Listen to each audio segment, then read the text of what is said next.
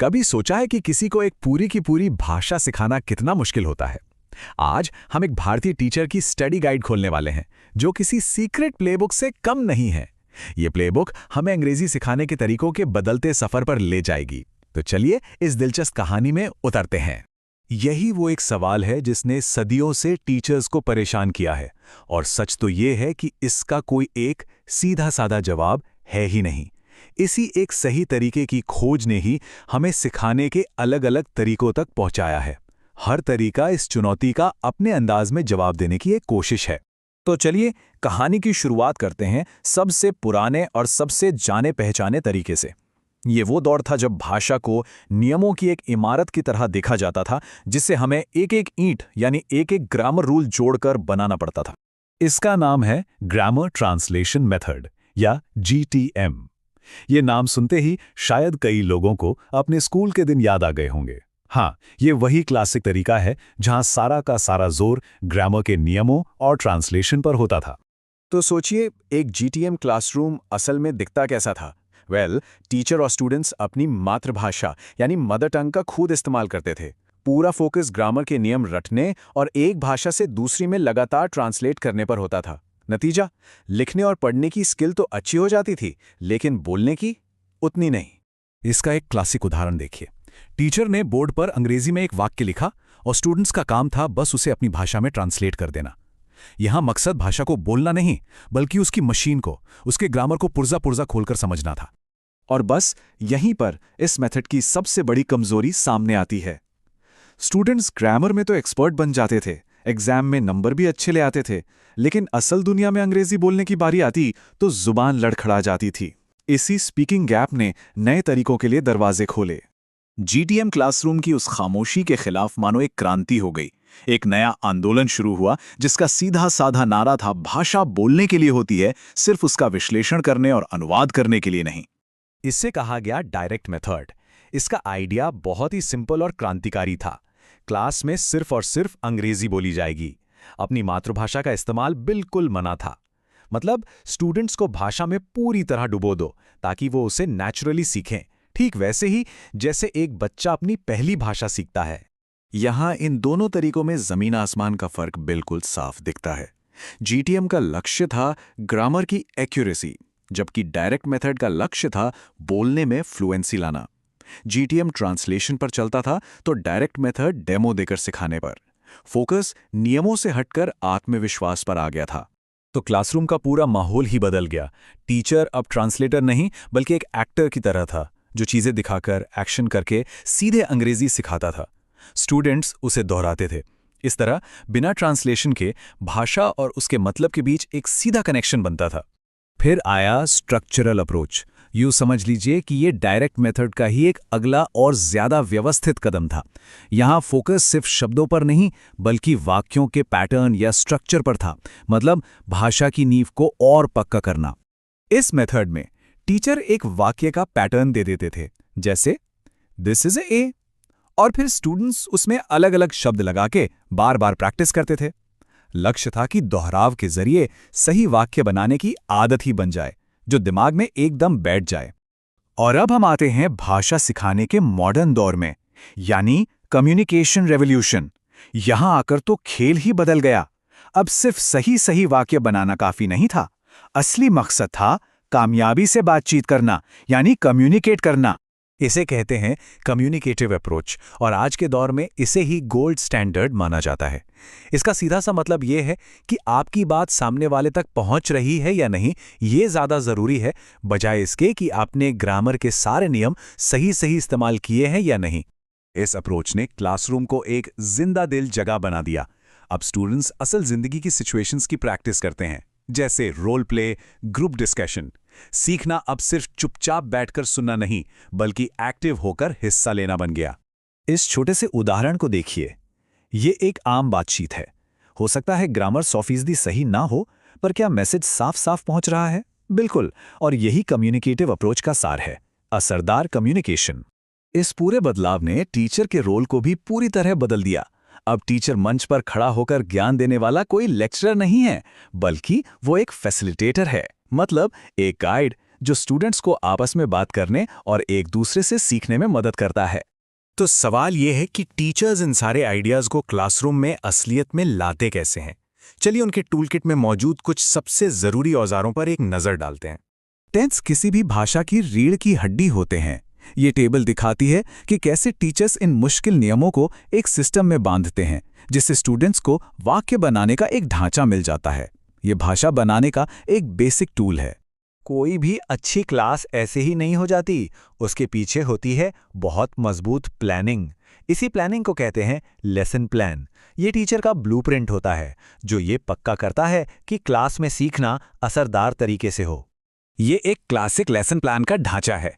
तैयारी से लेकर उसे इस्तेमाल करने तक ये 5 स्टेप्स एक लॉजिकल तरीका बनाते हैं, जिससे सीखना आसान और यादगार हो जाता है।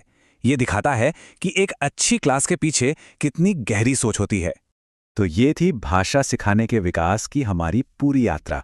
हमने देखा कि कैसे फोकस सिर्फ नियम रटने से हटकर उस ज्ञान को इस्तेमाल करके असरदार तरीके से बात कर पाने की क्षमता पर आ गया है। और ये पूरी चर्चा हमें एक आखिरी सवाल पर लाकर छोड़ती है। इस पूरे विकास को देखते हुए अगर आज कोई एक नई भाषा सीखे तो उसके लिए कौन सी प्लेबुक सबसे अच्छी रहेगी?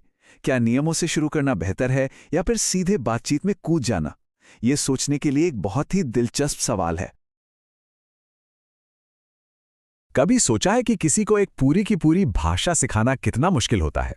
आज हम एक भारतीय टीचर की स्टडी गाइड खोलने वाले हैं, जो किसी सीक्रेट प्लेबुक से कम नहीं है। ये प्लेबुक हमें अंग्रेजी सिखाने के तरीकों के बदलते सफर पर ले जाएगी। तो चलिए इस दिलचस्प कहानी में उतरते हैं। यही वो एक सवाल है जिसने सदियों से टीचर्स को परेशान किया है, और सच तो ये है कि इसका कोई एक सीधा साधा जवाब है ही नहीं। इसी एक सही तरीके की खोज ने ही हमें सिखाने के अलग अलग तरीकों तक पहुंचाया है। हर तरीका इस चुनौती का अपने अंदाज में जवाब देने की एक कोशिश है। तो चलिए कहानी की शुरुआत करते हैं सबसे पुराने और सबसे जाने पहचाने तरीके से। ये वो दौर था जब भाषा को नियमों की एक इमारत की तरह देखा जाता था, जिससे हमें एक एक ईंट यानी एक एक ग्रामर रूल जोड़कर बनाना पड़ता था। इसका नाम है ग्रामर ट्रांसलेशन मेथड या GTM। ये नाम सुनते ही शायद कई लोगों को अपने स्कूल के दिन याद आ गए होंगे। हाँ, ये वही क्लासिक तरीका है जहां सारा का सारा जोर ग्रामर के नियमों और ट्रांसलेशन पर होता था। तो सोचिए, एक GTM क्लासरूम असल में दिखता कैसा था?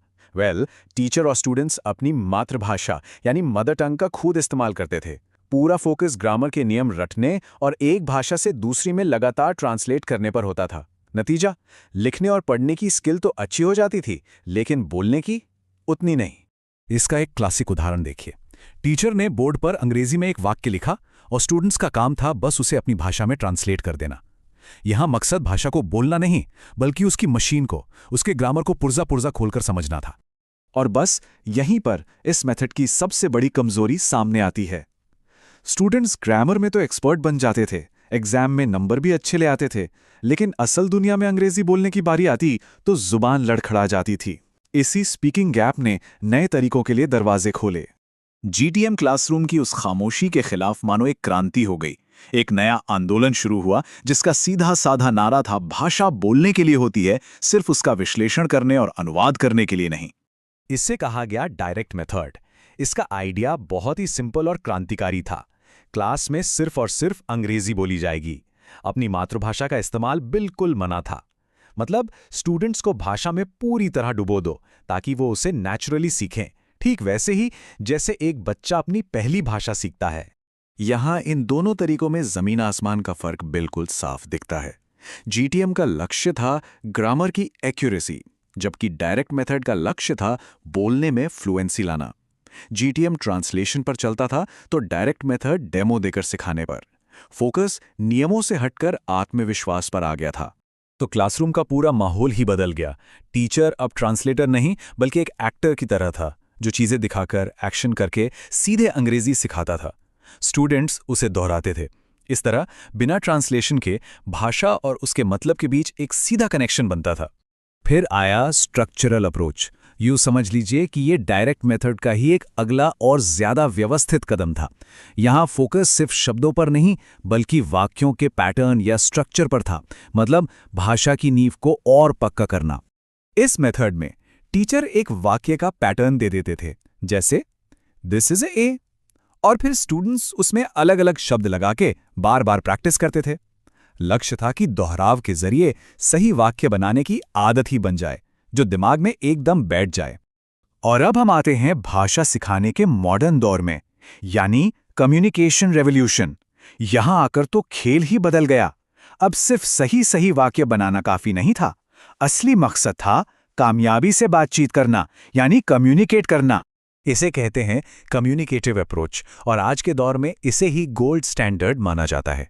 इसका सीधा सा मतलब ये है कि आपकी बात सामने वाले तक पहुंच रही है या नहीं, ये ज़्यादा ज़रूरी है, बजाय इसके कि आपने ग्रामर के सारे नियम सही सही इस्तेमाल किए हैं या नहीं।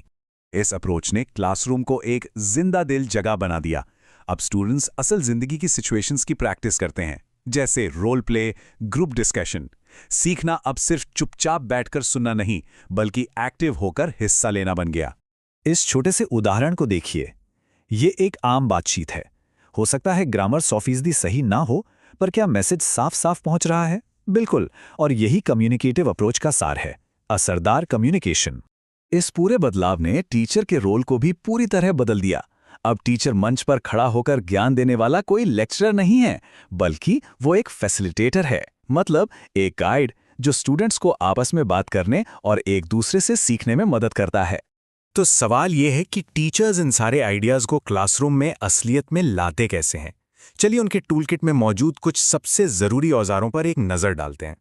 टेंस किसी भी भाषा की रीढ़ की हड्डी होते हैं। ये टेबल दिखाती है कि कैसे टीचर्स इन मुश्किल नियमों को एक सिस्टम में बांधते हैं, जिससे स्टूडेंट्स को वाक्य बनाने का एक ढांचा मिल जाता है। ये भाषा बनाने का एक बेसिक टूल है।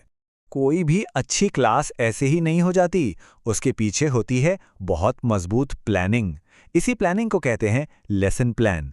ये टीचर का ब्लूप्रिंट होता है, जो ये पक्का करता है कि क्लास में सीखना असरदार तरीके से हो। ये एक क्लासिक लेसन प्लान का ढांचा है। तैयारी से लेकर उसे इस्तेमाल करने तक ये 5 स्टेप्स एक लॉजिकल तरीका बनाते हैं, जिससे सीखना आसान और यादगार हो जाता है। ये दिखाता है कि एक अच्छी क्लास के पीछे कितनी गहरी सोच होती है। तो ये थी भाषा सिखाने के विकास की हमारी पूरी यात्रा। हमने देखा कि कैसे फोकस सिर्फ नियम रटने से हटकर उस ज्ञान को इस्तेमाल करके असरदार तरीके से बात कर पाने की क्षमता पर आ गया है। और ये पूरी चर्चा हमें एक आखिरी सवाल पर लाकर छोड़ती है। इस पूरे विकास को देखते हुए अगर आज कोई एक नई भाषा सीखे तो उसके लिए कौन सी प्लेबुक सबसे अच्छी रहेगी? क्या नियमों से शुरू करना बेहतर है या फिर सीधे बातचीत में कूद जाना? ये सोचने के लिए एक बहुत ही दिलचस्प सवाल है।